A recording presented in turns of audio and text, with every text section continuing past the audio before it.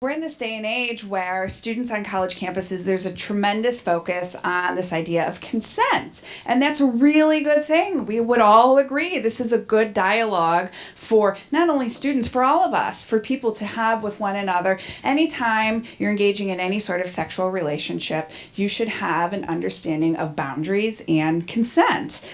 And ideally, consent is a really active verbal conversation at every stage of a sexual interaction. That's the idyllic view of consent.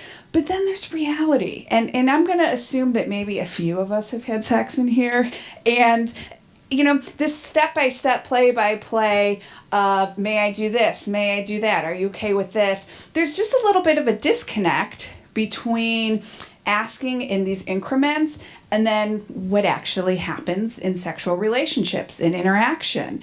And a lot of the time, consent isn't verbal. It's a head nod, it's a facial expression, and all of these components, these physical indications of consent, reading body language, of course, is really challenging for someone who's on the spectrum.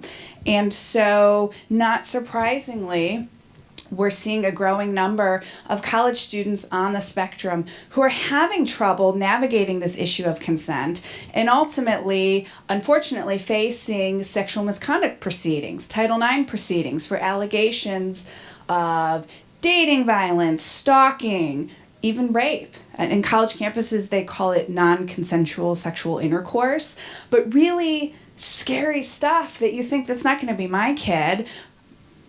Timmy's a really sweet boy. Sally's a really nice girl, and she would never find the bad seed on campus.